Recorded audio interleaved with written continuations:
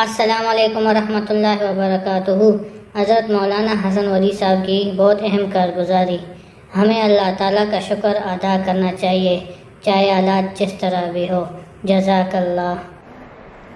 اور پھر اللہ جل جلالہ کے ہاتھ چیزوں کی بھی خزانے، حالات کی بھی خزانے اور خزانوں کے خزانے، اور اللہ نے جو کچھ اپنی قدرت سے بنایا اور پیدا کیا ہے، اللہ ان سب کو بدل بھی سکتے ہیں، سب کے شکلوں کو بدل لے، زمین کو دل کا بنا دے، تنکوں کو آسمان بنا دے، ہاتھی کو چونٹی بنا دے۔ اب اس پر بھی اللہ قادر ہے کہ ان سب شکلوں کو باقی رکھ کر خاصیتوں کو بدل لے، آگ کو باغ بنا دے اور باغ کو آگ بنا دے۔ اس طرح جتنے بنی ہوئی شکلیں ہیں، حکومت کی شکلیں ہیں، مال کی ہے، بجلی کی ہے، گیس کی ہے، انسانوں کی ہے، سب شکلوں پر اللہ کا قبضہ ہے، وہی تصرف فرماتے جس طرح چاہے کر سکتے۔ اور پھر پرورش کا نظام بھی اللہ کے ہاتھ میں ہے۔ ان تمام مخلوقات کے اندر یہ حاجتیں کس نے پیدا کی ہے، اور ان حاجتوں کا پورا ہونا صرف اللہ کے ہاتھ میں، کسی مخلوق کے ہاتھ میں نہیں ہے۔ پرورش کا نظام اللہ کے ہاتھ میں ہے۔ اللہ ارادہ فرما دے، ان تمام شکلوں کے بغیر، ان تمام اسباب کے بغیر جنگل بیابان میں اپنی قدرت سے پال کر کے دکھا دے، اور دکھایا ہے،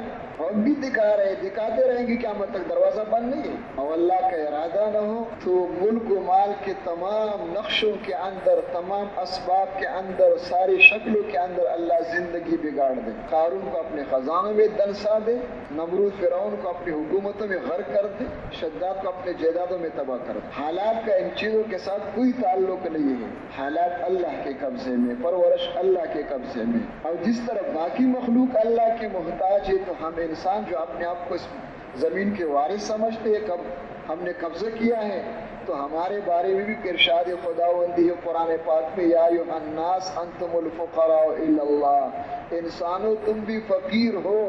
کرسی پر بیٹھ کر دماغ خراب نہ ہو جائے، تم فقیر ہو، محتاج ہو، پیدا ہونے میں بھی، باقی رہنے میں بھی، استعمال ہونے میں بھی۔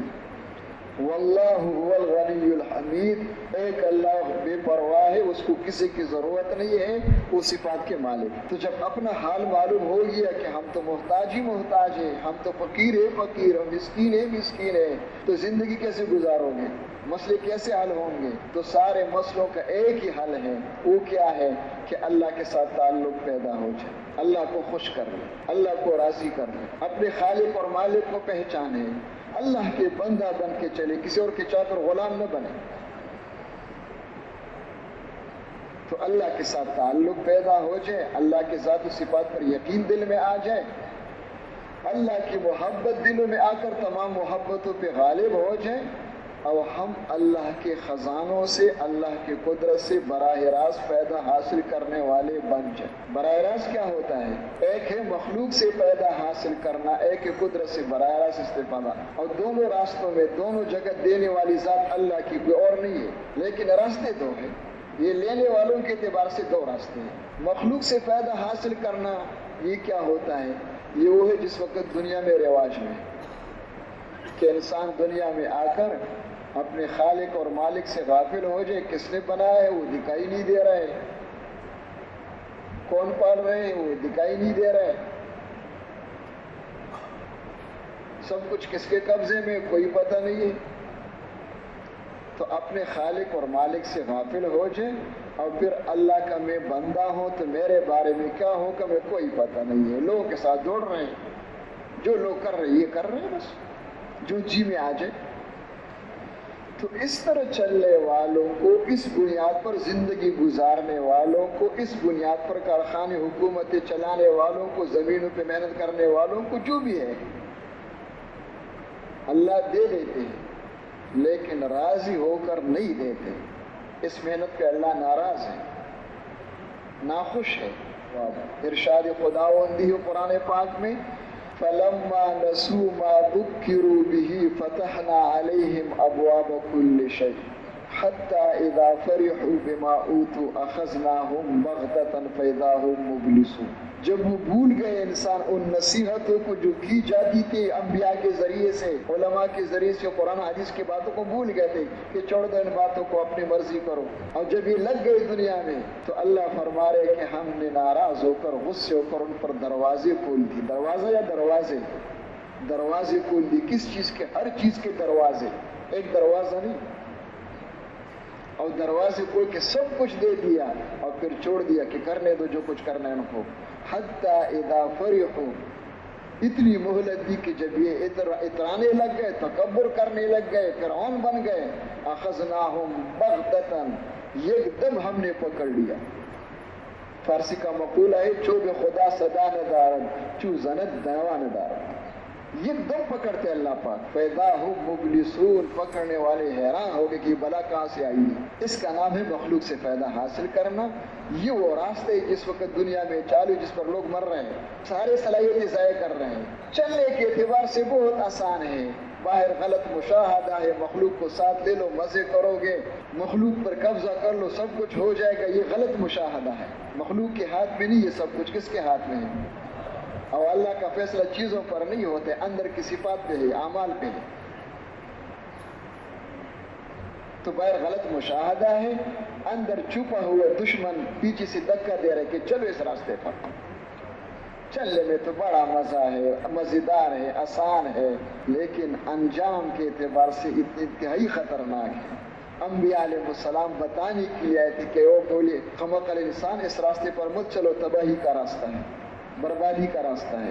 قرآن پاک نے ان راستے والوں کے قصے ہمیں سنائے ہیں کہ دیکھو شروع میں خوش ہو رہے تھے، آخر میں کیا ہوا ان کے ساتھ. اور قدرت سے براہ راست استفادہ کیا ہے. قدرت سے براہ راست استفادہ یہ ہے کہ انسان سب سے پہلے اپنے خالق اور مالک کو پہچانے. اس کے لیے محنت کی ضرورت ہے، اس لیے کہ خالق اور مالک کا پہچان زبان سے نہیں ہوتا ہے کہ چند جملے یاد ہو گئے کہ اللہ خالق ہے، اللہ مالک ہے، اللہ رازق ہے، تقریر شروع کر دیا اور دھوکہ لگ گیا کہ میں عارف باللہ بن گیا. کیا بن گیا؟ خالق اور مالک کا پہچان زبان سے نہیں ہوتا ہے، زبان کے اندر استعداد نہیں ہے. خالق اور مالک جو ہے، جو دکھائی نہیں دے رہا ہے، اس کا پہچان جو ہوتا ہے، یہ استعداد انسانی دل کے اندر موجود ہے. اگر دل نور ہدایت سے بھر جائے تو پھر انسان دل کی روشنی میں بصیرت سے اپنے خالق اور مالک کو پہچانتے کہ اللہ کون ہے. اس سے پہلے لفظ ہوتا ہے، اس پہ کوئی اثر نہیں ہوتا. تو اپنے خالق اور مالک کو پہچان لے اور پھر اللہ کو معبود اور مقصود بنا کر اور پھر اپنی مرضی چھوڑ دے، لوگوں کی غلامی چھوڑ دے. ہر حال میں دیکھے کہ اللہ کا حکم کیا ہے. حکم ہے کہ بیٹھ جاؤ تو بیٹھ جائے، کہ اٹھ جاؤ تو اٹھ جاؤ، نماز پڑھو تو نماز پڑھو، کہ نکلو مسجد تو نکل جاؤ مسجد سے. اسی کا نام یہی دین ہے، یہی بندگی کہ اپنی مرضی چھوڑ دو.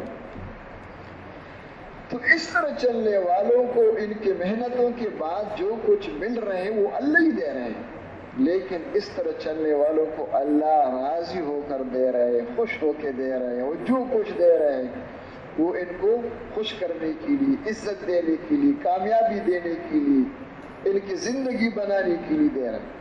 اس کا نام ہے قدرت سے براہ راست استفادہ. تو اللہ کے ساتھ تعلق پیدا ہو جائے، قدرت سے براہ راست استفادہ ہو. اس کے لیے حضرت محمد صلی اللہ علیہ وسلم اللہ کی طرف سے طریقے لے کر کے آئے، احکامات لے کر کے آئے. کیا طریقے لے کر کے آئے؟ اس انسانی مشین کو استعمال کرنے کے طریقے. انسانی جسم جو ہے یہ اعمال کی مشین ہے. کس چیز کی مشین ہے؟ اور باقی مشینیں وہ چیزوں کی مشینیں ہیں. وہ چیزوں کے نام آپ کو خوب یاد ہے کہ فلان جگہ اس کے کارخانہ، وہاں اس کے کارخانے، وہاں اس کا مشین ہے، وہاں اس کا مشین ہے. اعمال کا مشین ایک انسان ہے.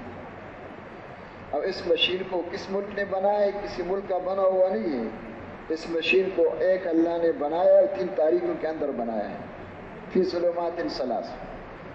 اور بنا کر کے اللہ نے یہ مشین ہر انسان کو بغیر پیسوں کے مفت دے دیا ہے. بادشاہ سلامت کو بھی، چوکیدار کو بھی. کوئی دنیا کا انسان اس کو پیسوں سے خرید نہیں سکتا. اور پھر یہ مشین دے کر کے اس مشین کو استعمال کرنے کے لیے انبیاء علیہ السلام کا سلسلہ جاری فرمایا کہ جاؤ بتاؤ انسانوں کو کہ سب سے قیمتی مشین کیسے استعمال کرو گے. یہ کس لیے ہے؟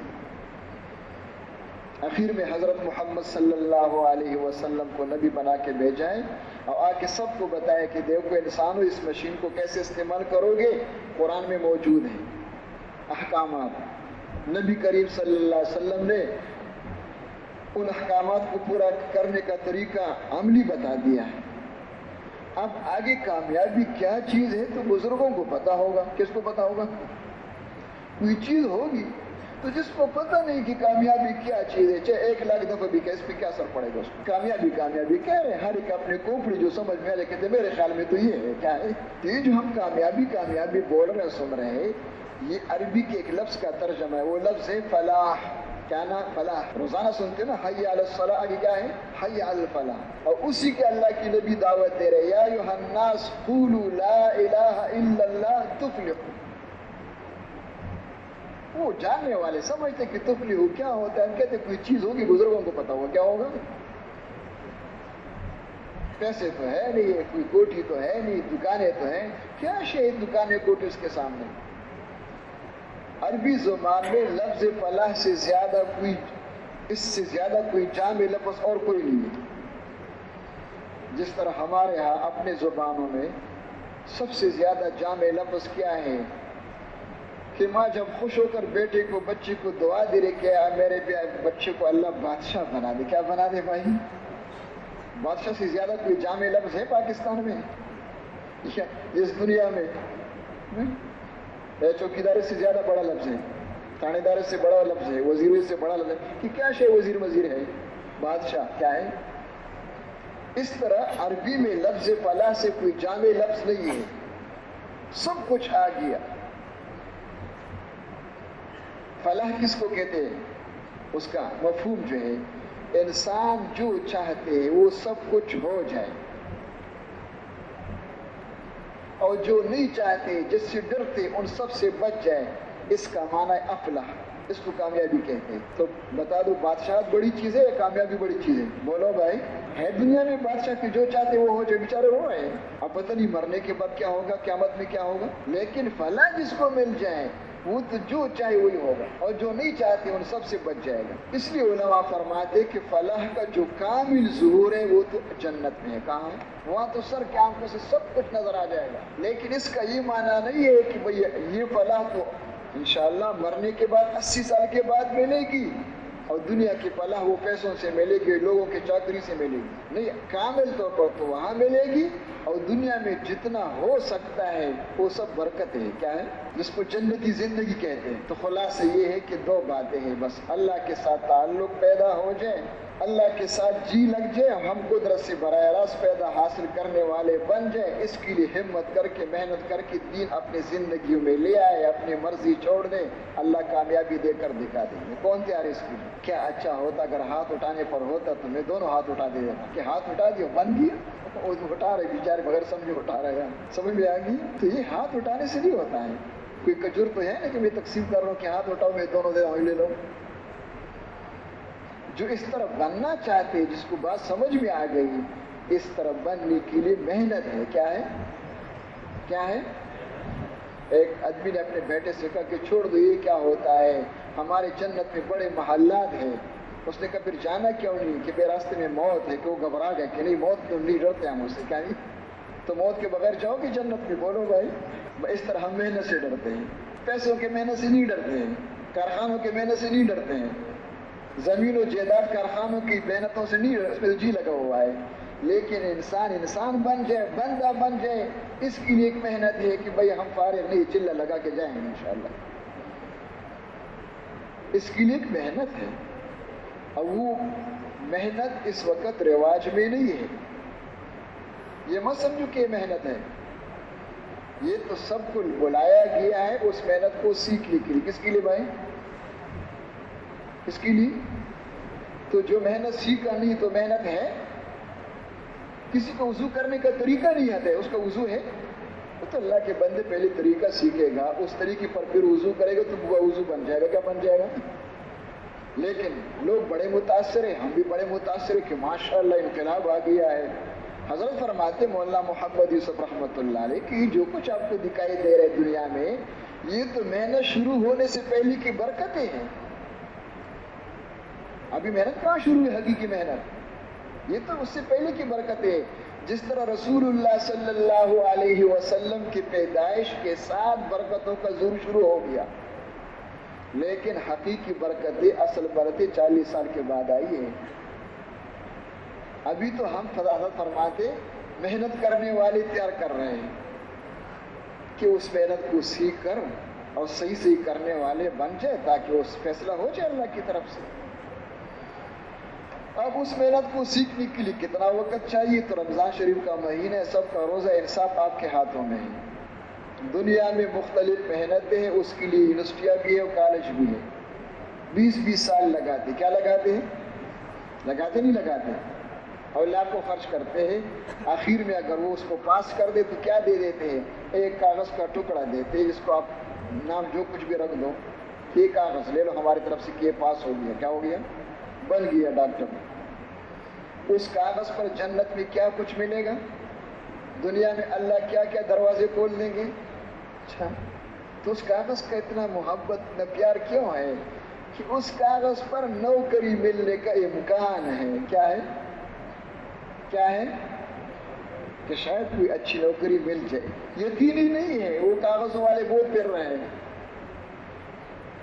امکان ہے، صرف نوکری ملنے کا امکان ہے، 20 سال لگا رہے ہیں، لگا رہے ہیں نہیں لگا رہے ہیں، یہ ہاتھ اٹھا رہے ہیں اور لاکھوں خرچ کر رہے ہیں، ملک کو چھوڑ کر کے پتہ نہیں یورپ میں جا رہے ہیں، اور جس محنت کو سیکھ کر کرنے سے انسان اللہ کا ولی بن جائے، اللہ کا بندہ بن جائے، اللہ کا نمائندہ بن جائے، اور اللہ خوش ہو کر دروازے کھول دے نعمتوں کی دنیا میں، اور آخرت میں اللہ پاک وہ خوشحالی زندگی نصیب فرمائے کہ جو چاہو وہ سب کو، جو نہیں چاہو گے وہ کچھ بھی نہیں ہوگا۔ کیا خیال ہے؟ اس محنت کو سیکھنے کے لیے 4 مہینے بہت زیادہ ہیں، انصاف آپ کے ہاتھوں میں ہے، بغیر سمجھے ہوئے سے وقت گزاری تو اور بات ہے، لیکن سوچ سمجھ کے کہو۔ اتنی بات تو سمجھ میں ضرور ہے کہ چلوں کا مسئلہ نہیں ہے، مسئلہ سالوں کا ہے۔ کس کا ہے؟ کس کا ہے بھائی؟ تعداد میں نہیں بتا رہا ہوں، ہر ایک اللہ کے ساتھ کہ مسئلہ سالوں کا ہے، چلوں کا نہیں ہے۔ تو پھر یہ چلوں کے لیے ہمیں کیوں بولا ہے؟ اتنا خرچہ ہم نے کیا ہے۔ تو بزرگوں نے دیکھا کہ سالوں کے لیے ان میں سے کوئی تیار نہیں ہے اس وقت، سالوں کے لیے کہو گے تو کل کوئی نظر نہیں آئے گا، مرکز خالی ہو جائے گی۔ ان کو لانا ہے تو چلوں کے نام پہ لے آؤ، کیا لے آؤ؟ کہ آ جاؤ 3 چلے کے لیے، آ جاؤ 7 مہینے کے لیے، آ جاؤ 1 سال کے لیے، زیادہ نہیں ہے۔ کیوں بلا رہے ہیں؟ اس لیے بلا رہے ہیں کہ سالوں کے بعد جو انسان بنے گا تو ویسے خود بخود تو نہیں بنے، کچھ کرے گا نا، وہ کرتے کرتے سالوں کے بعد بنے گا۔ وہ جو کچھ کرنا ہے وہ دعوت ہے، کیا ہے؟ وہ دعا ہے، کیا ہے؟ اور مشکل ہمارے لیے یہ ہے کہ نہ دعوت میں دل لگ رہا ہے، نہ دعا مانگنے میں دل لگ رہا ہے۔ وہ گھڑی کو دیکھ رہے ہیں، کیا دیکھ رہے ہیں؟ دل کسی اور جگہ لگا ہوا ہے، اور مسجد میں دل نہیں لگ رہا ہے کہ بھئی 2 گھنٹے ہو گئے، لمبا بیان ہو گیا، کیا ہو گیا؟ کیوں؟ کہ جی کسی اور جگہ لگا ہوا ہے، وہ سب کو معلوم ہے کہاں لگا ہوا ہے۔ تو سال اس لیے ہے، 7 مہینے اور 3 چل اس لیے ہے کہ خدا کے لیے مان جاؤ، سب کو چھوڑ کر کے آ جاؤ، اور جن کو چھوڑ کر کے اس سے رابطے چھوڑ دو، اپنے دل دماغ کو فارغ کرو۔ اگر بننا ہے اپنے چندہ دینا ہے تو اور بات ہے، وہ تو انشاءاللہ قبول ہے، کیا ہے؟ اگر بننا ہے تو رابطے چھوڑ دو، اور یکسوئی کے ساتھ مسجد میں رہو۔ کہاں رہو؟ کہاں رہو؟ نفس پر جو گزر دے گزرنے دو، برداشت کر لو، جانا نہیں ہے۔ گشتوں میں جانا مشورے سے ہوتا ہے، کس سے ہوتا ہے؟ حاجت کے لیے جانا بقدر حاجت ہے، باقی مسجد میں رہو۔ اور مسجد میں کیا کرو گے؟ تو سب سے پہلا کام ہے کہ دعوت سنو، ہر اجتماع عمل میں اول سے آخر تک بیٹھو، سنو، اور اس لیے سنو کہ جی بھی لگ جائے سننے میں اور اندر بھی اتر جائے، اور سننے کے بعد پھر جا کے دعوت دو، تاکہ دعوت دینے میں بھی جی لگ جائے۔ پھر جب آ رہے ہو واپس تو وہ سوچتے رہو، تاکہ وہ سوچنے میں بھی دل لگ جائے کہ جو میں لوگوں سے کہہ رہا ہوں یہ حق اور سچ ہے، اس کو اپنے دل میں لانا ہے، تو اپنے آپ سے کہنا شروع کر دیں۔ اور پھر مسجد میں آ کر جو کہہ رہے تھے وہ کرنا بھی ہے، یہ نہ ہو کہ ہاتھی کے دان ہو کہ کھانے کے لیے اور ہے، دکھانے کے لیے اور ہے، تقریری بہت کر رہے، کچھ نہیں رہے، وہ کرنا بھی شروع کریں۔ اس طرح 4 مہینے مسلسل، 7 مہینے مسلسل، 1 سال مسلسل اس میں لگنا ہے، تاکہ دل لگ جائے دعوت میں۔ کس میں؟ اور پھر رو رو کے مانگنا ہے، گھنٹوں مانگنا ہے، اجتماع عمل کے بعد، نفلوں کے بعد، فرضوں کے بعد، تسبیحات کے بعد، تاکہ دعا میں دل لگ جائے اور مسجد میں دل لگ جائے۔ دل لگ گیا تو سمجھو کہ اس کو یہ پودا لگ گیا. کیا لگ گیا؟ اس کو داخلہ مل گیا. انشاءاللہ بنے گا سالوں کے بعد اگر اسی طرح چلتا رہے, درمیان میں کوئی مصیبت پھر آفت نہ آ جائے. اس کی نشانی پھر یہ ہے کہ جب یہ حاجی صاحب واپس چلے جائیں گے نا تو وہاں جا کے دیکھو کس کا دل لگ گیا نہیں لگا. وہاں پوچھو کہ حاجی صاحب کہاں ہوتے ہیں, کہ وہ تو جب سے آئے ہوئے نظر نہیں آ رہے ہیں. کہتے کاروبار ٹپ ہو گیا, دیوالیہ بن گیا ہے. وہ بیچارے کبھی کارخانوں میں ہوتے ہیں, کبھی دکانوں میں ہوتے ہیں, نماز کے لیے بھی سب سے آخر میں پہنچ جاتے ہیں. تو اس کا کیا معنی ہے کہ حاجی صاحب کا دل لگ گیا ہے, 3 چلے لگ گئے. آپ بتا دو بھائی, زور سے کہو. شکر ہے 3 چلے لگ گئے لیکن دل نہیں لگا ہوا ہے. تو انشاءاللہ یہ درخت بن جائے گا. جو پودا لگا ہوا نہیں ہے اس کی امید ہے کہ درخت بن جائے گی. اور اگر آپ واپس جا کر دیکھا اپنے آپ کو, میں اپنے آپ کو دیکھو, اپنے آپ کو دیکھو, کسی اور کو دیکھنے کی کیا ضرورت ہے. دیکھو تو ماشاءاللہ ہر وقت مسجد جو بھی فارغ وقت ہے سارے اوقات مسجد میں دے رہے ہیں. اور مسجد میں جا کے دیکھو تو یا دعوت سن رہے یا دعوت دے رہے, یا اعمال میں لگے ہوئے ہیں. ان سے فارغ ہو کر تو رو کر مانگ رہے اللہ سے کہ اللہ ہدایت دے دے, ہمارے دلوں کو پھیر دے. تو یہ بتاؤ اس حاجی صاحب کا 3 چلے لگ گئے یا دل لگ گیا؟ میرے خیال میں دونوں لگ گئے. کیا لگ گئے بھائی؟ کیا لگ گئے؟ 3 چلے بھی لگ گئے, دل بھی لگ گیا ہے. جس کا دل لگ گیا اس کو داخلہ مل گیا. کیا مل گیا؟ سمجھ میں آ گیا؟ آپ اگر اس طرح چلتے رہے, مسلسل کرتے رہے, کمی بیشی ہوگی لیکن ناغا نہیں اس میں, تو 8 مہینے اس کو اجازت ہے وہاں مقام پہ رہنے کا. کتنے؟ مشورے سے 8 مہینے آپ وہی رہو انشاءاللہ. آپ کا نام درج ہے یہاں پہ. 8 مہینے کے بعد پھر 4 مہینے کے لیے تشریف لے آئے. کوئی کمزور بوڑھا بابا ہے تو چلنے کے لیے آ جائیں, آخری درجہ ہے وہ. اور پھر یکسوئی کے ساتھ دوبارہ آ کر ان اعمال میں اس طرح یکسوئی کے ساتھ لگو کہ دل اور لگ جائے. دعوت میں, اعمال میں, تلاوت میں, تسبیحات میں, مسجد میں رابطے مت کرو, چھوڑ دو. اور پھر 8 مہینے آپ کو اجازت ہے جاؤ ماشاء اپنے بچوں کے ساتھ, بیوی کے ساتھ, کاروبار کے ساتھ, دوستوں کے ساتھ یہ سب کچھ کرو, لیکن وہ سب کچھ شریعت کے مطابق ہو. پھر آ جاؤ 4 مہینے کے لیے, اور پھر یکسوئی کے ساتھ اس سے زیادہ ہر دفعہ جو ہے زیادہ اعمال میں شوق و رغبت کے ساتھ. تو یہ بننے کے لیے ہے کہ ہم مرنے سے پہلے کیا بن جائے؟ بندہ بن جائے. کیا بن جائے؟ کیا بن جائے؟ چاہے متقی کہو, چاہے اللہ کا ولی کہو نا. اور جو بندہ بن جائے گا اللہ اس کو اپنا نمائندہ کا بنائے گا. جو آدمی خود حکومت کے باغی ہے, اب حکومت کے ٹکراؤ میں ہے, اس کو سعودی عرب سے پھر بنا دیں گے کہ جا کے مکہ مکرمہ میں ہمارے خرچے پہ رہو.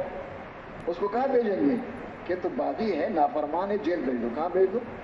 امت مسلمہ میں سے اللہ نمائندہ ان کو بنائیں گے جو اللہ کے بندے بن جائے دعوت کے راستے سے. کس راستے سے؟ تو اس میں یہ ہے کہ بننے کے لیے کیا یہ 6 باتیں ہیں. ان 6 باتوں کی دعوت سننا بھی ہے, ان 6 باتوں کی دعوت دینا بھی ہے, یہی سوچنا بھی ہے, یہی کرنا بھی ہے, اللہ سے رو کر مانگنا بھی ہے. مسلسل 4 مہینے, مسلسل 1 سال, یہاں تک کہ جی لگ جائے. کیا لگ جائے؟ اور پھر ترتیب سے آنا جانا شروع کرے. کب تک؟ بولو بھائی. مشکل سے 5-6 بول رہے, پیچھے والے پتہ نہیں وہاں سن رہے یا نہیں سن رہے. اور اس بننے تک جو کچھ ہو برداشت کر لو. کیا کر لو؟ کیا کر لو؟ نہیں کرو گے تو پھر وہاں زیادہ برداشت کرو گے, ملے گا کچھ نہیں سوائے کاغذ کے. یہاں برداشت کرو, سب کچھ دے دیں گے اللہ پاک, لیکن جلدی نہ کرو. کیا نہ کرو؟ اب جب دل لگ گیا دعوت میں اور دعا میں, تو پھر سب سے پہلے دعوت کے راستے سے دین میں ہم نے کیا حاصل کرنا ہے؟ تو سب سے پہلی محنت دعوت اور دعا کے ایمان اخلاص پر. کس پر؟ سب سے پہلے سیکھنے کی چیز دعوت کے راستے سے اور دعا کے راستے سے ایمان اخلاص ہے. اس پہ سب سے زیادہ وقت لگتا ہے. شرم کی بات ہے لیکن کیا کرو, اس کے بغیر سمجھ میں نہیں آتا ہے. جس طرح دنیا میں کی محنتوں میں سب سے پہلی محنت کیا ہے؟ مال کماؤ. کیا کماؤ؟ پیسہ جمع کرو. سب سے پہلی محنت ہے, اس پر سال ہاتھ سال لگ جاتے ہیں. اور پیسہ کما کر لانے کے بعد پھر افطاری پر انشاءاللہ 5 سال نہیں لگیں گے. ابھی کنٹین جا کر پیسہ دکھا دو, وہ دے دیں گے انشاءاللہ. سمجھ میں آئی ہے؟ اس طرح اس بشیر کو احکامات کے مطابق چلانے کے لیے ایمان اخلاص اندر چاہیے. اس پر سب سے زیادہ وقت لگتا ہے. جب وہ پیدا ہو جائے تو 1 منٹوں میں سب کچھ ٹھیک ہو جاتا ہے. غیبت ختم, جھوٹ ختم, دھوکہ ختم, بے ایمانی ختم, اندر کی خرابیاں نکل جائے گی. لیکن یہ دعوت کے ساتھ ہے، اسی کا نام تزکیہ، یہی تربیت ہے۔ وہ ساری بیماریوں کی وجہ یہ ہے، جس طرح آپ کہتے ہیں کہ اس کے سب کچھ کے وہ خراب ہے کہ بے فقر ہے، کیا ہے؟ غلط ہے، لیکن ہم سمجھتے ہیں۔ وہ ایک آپ نے سنا کسی ڈاکٹر کے پاس مریض آئے، اس نے کہا بھائی مجھے سخت درد ہے، کہ کہاں؟ کہ گھٹنوں میں۔ عمر کیا ہے؟ کہ 70 سال ہے، کہ بڑھاپا ہے، کیا ہے؟ یہ عمر کا تقاضا اس وقت بڑھاپے میں ہو جاتا ہے۔ اس نے کمر میں سخت درد ہے، اس نے کہا یہ بھی بڑھاپا ہے۔ اس نے کہا نظر کمزور ہے، کہتے بڑھاپا ہے۔ کہ سنائی نہیں دیتا کہ بڑھاپا ہے۔ کہ چکر آتا ہے مجھے، کہ بڑھاپا ہے۔ اور اس کو بڑھا کی کیا لفظ سن کر بری لگ رہی کہ میرے بال سفید ہو گئے تو میں بوڑھا ہو گیا ہوں۔ بہت غصے ہو رہے تھے، لیکن برداشت کر رہے تھے۔ آخر میں برداشت حد سے باہر ہو کر بے اختیار زور کا ایک تھپڑ ڈاکٹر صاحب کو لگا دیا کہ بڑھاپے کے بچے اور کچھ سیکھ کر کے میڈیکل میں، یا بڑھاپا ہی بڑھاپا ہے۔ نے کہا بابا یہ بھی بڑھاپا ہی ہے۔ تزکیہ کیا ہوتا ہے؟ تربیت کیا ہوتا ہے؟ سب کی بنیاد کیا ہے؟ ذوق ایمان ہے۔ کیا ہے؟ کیا ہے؟ ایمان کمزور۔ بس ایمان کی کمزوری ساری بیماریوں کی جڑ ہے۔ جس طرح بڑھاپا ہی ہے، بوڑھا جوان بن جائے تو پھر گھٹنے میں درد ہے، بولو بھائی، کمر میں درد ہے، پھر کیا ہے؟ چکر آئے گا کہ نہیں ہے؟ جوان آ جائے تو سب کچھ ہے۔ اس طرح جو جتنی خرابی اپنے اندر ہے ساری، جہاں جہاں دکھنے کی کیا اپنے اندر ہی ہے، ان سب کی وجہ یہی کہ ایمان کمزور ہے۔ کیا ہے؟ اللہ پر ایمان کمزور ہے، آخرت پر ایمان کمزور ہے، فرشتوں پر ایمان کمزور ہے، قیامت پر ایمان کمزور ہے، عقیدے میں شامل ہے۔ بس کیا ہے؟ اپنے تجربوں پر بڑا یقین ہے۔ اس یقین بدلنے کے لیے ایک ہی راستہ ہے کہ دعوت دو، اور دعوت سنو، تنہائی میں اپنے آپ سے کہو، رو رو کے اللہ سے مانگو۔ اور اس کا یہ معنی نہیں کہ بھائی ایمان نہیں، ایمان ہے، شکر ہے، گنتی میں ہم ہیں، مومن ہیں سارے، لیکن بندہ بننے کے لیے جس ایمان کی ضرورت ہے وہ مکے والی ایمان ہے۔ کون سی ایمان ہے؟ یا ایھا الذین آمنوا آمنوا باللہ ورسولہ، ایمان والو وہ ایمان سیکھو۔ پہلا نمبر یہ ایمان نہیں، وہ ہے مکے والی ایمان، وہ صحابہ والی ایمان پہلا نمبر ہے۔ کیا ہے؟ ہم سمجھتے کہ پہلا نمبر کلمہ ہے، وہ تو مجھے یاد ہے، کیا ہے؟ تقریر کرنا مجھے آ گیا ہے، یہ پہلا نمبر نہیں، یہ پہلا نمبر وہ ہے۔ اور اس ایمان کے ساتھ اخلاص بھی ہے۔ کیا ہے؟ اور ایمان اخلاص کے بعد سب کچھ آسان بھی اور قبول بھی ہے، ورنہ کچھ نہیں کر سکتے ہو، اور کر بھی لیا تو اللہ کی کوئی قیمت نہیں ہے۔ بخاری کی روایت ہے، من صام رمضان ایمانا واحتسابا، من قام رمضان ایمانا واحتسابا، من قام لیلۃ القدر ایمان، ہر جگہ شرط لگا رہے کہ روزہ رکھو، تراویح پڑھو، لیلۃ القدر ہو، ساری رات جاگتے رہو، لیکن ایمان اخلاص ہو تو کچھ ملے گا، نہیں ہے تو بیکار ہے۔ کیا ہے؟ کچھ نہیں ملے گا، پاؤں سے پکڑ کے گھسیٹ کے جہنم میں لے جائے گا اس کو۔ تو سب سے پہلے سیکھنے کی چیز ایمان اخلاص ہے۔ اس زمانے میں اس کا رواج اور فضا نہیں ہے، ہم مطمئن ہیں کہ بھئی کیا ہے کہ ایمان اخلاص تو ہے، اور کسی کا نام مومن خان، اس کو سمجھانا تو بڑا مشکل کام ہوتا ہے۔ کیا ہوتا ہے؟ مومن خان سے کہو کہ ایمان سیکھو، کہ اچھا میرے بارے میں آپ کو شک ہے، کارڈ دکھا دیتا ہوں آپ کو۔ ہم کہتے ہیں بس وہ سارے مومن خان ہیں۔ کیا ہے بھائی؟ ہے ایمان تو ہے، شکر ہے، لیکن جس ایمان کا مطالبہ ہے اس کے لیے محنت ہے۔ کس کے لیے؟ وَإِذَا قِيلَ لَهُمْ آمِنُوا كَمَا آمَنَ النَّاسُ فَإِنْ آمَنُوا بِمِثْلِ مَا آمَنْتُمْ بِهِ فَقَدِ اهْتَدَوْا۔ تو اللہ مجھے بھی توفیق دے، آپ بھی نیت کرو۔ طریقہ تو سب کے سامنے آ گیا نا بھائی، چلنا کس کے ذمہ ہے؟ خود جاؤ گے، اپنے کندھے پہ اٹھا کے ہمیں لے جائے گا؟ ہمیں ایسا امیر صاحب دے دو کہ ہم یہاں بٹھا کر وہاں پھینک دیں؟ نہیں، ہمارے پاس ہے راستہ، سب کو بتا دیا ہے۔ اللہ مجھ بھی چلنے کی توفیق، سب کو چلنے کی توفیق دے دے۔ اب اندر کا یقین ٹھیک ہو جائے، اندر کی نیت ٹھیک ہو جائے، اس کے لیے تو یہ محنت ہے، اور پھر اپنا استعمال ٹھیک ہو جائے ہر جگہ، اس کے لیے نماز ہے۔ کیا ہے؟ نماز میں سر سے لے کے پیر کے ناخن تک سارے اعضاء جواری پرزوں کو استعمال کرنا ہوتا ہے صحیح۔ جس کو نماز میں صحیح چلانا آ گیا تو انشاءاللہ ہر جگہ صحیح چل سکتا ہے، اور جس کو نماز میں صحیح چلانا نہیں آیا، بچوں والی نمازیں پڑھ رہے ہیں۔ کیا پڑھ رہے ہیں؟ بچوں والی نماز جانتے ہو نا؟ کوئی نہیں ہے، 20 سال سے پڑھ رہے کہ غلط، کتنی غلطیاں وہ چل رہی ہے، طریقے میں سینکڑوں غلطی، دھیان میں خرابی، یقین میں خرابی، نیت میں خرابی، اور بڑے مطمئن ہے کہ شکر ہے میں امام بن گیا ہوں۔ کیا بن گیا ہوں؟ تو بچوں والی نماز نہیں، صحابہ والی نماز۔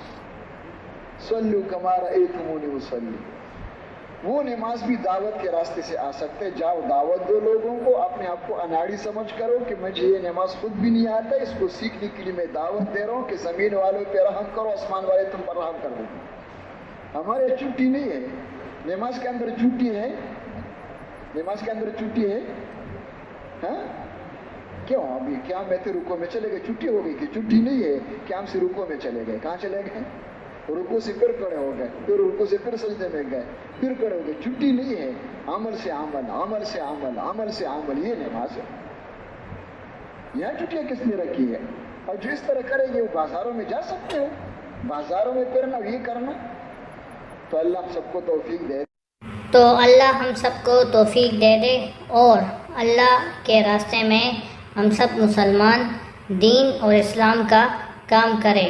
تو سب بھائیوں سے التماس و گزارش ہے کہ سب اپنے حلقوں میں دین کا کام کرے اور کم سے کم سے روزہ چلا اور 4 مہینے کے لیے اللہ کی راہ میں نکلے. بھائیوں اسی میں ہماری کامیابی ہے. یہ دنیاوی کام کبھی بھی پورے نہیں ہوں گے, کم کرتے جائیں گے اور لالچ بڑھتی جائے گی. تو کم سے کم اللہ اور اللہ کے رسول نے جو احکامات ہمیں بتائے ہیں تو ہمیں اس کی پیروی کرنی چاہیے اور باقی مسلمانوں کو بھی اس کام کی دعوت دینی چاہیے, کیونکہ اسی میں بھائیوں ہماری کامیابی ہے. اللہ نے کامیابی اسی دین و اسلام میں رکھی ہوئی ہے. اگر آپ اپنے پچھلے دور میں دیکھیں تو صحابہ اجمعین نے اللہ و اللہ کے رسول کے کام کی اطاعت کی ہے اور ان کے اوپر دین کی محنت لاگو کی ہے. تو ہم سب مسلمانوں کو چاہیے کہ ہم اللہ اور اللہ کے رسول صلی اللہ علیہ وآلہ وسلم کے احکامات کو بروکار لا کے دین و اسلام کا کام کرنا چاہیے. بھائیوں تھوڑی سی زندگی ہے, اپنی زندگی کو بہتر کیجیے اور اللہ کے راستے میں 4 مہینے, سال اور روزانہ کی بنیاد ہفتے میں گشت لگانا چاہیے. زندگی کا کیا بھروسہ بھائیوں, آپ پچھلے دور میں دیکھ سکتے ہیں اچھے سے اچھے لوگ چلے گئے اس دنیا سے. ہمیں دین کا کام کو آگے کرنا چاہیے. جزاک اللہ.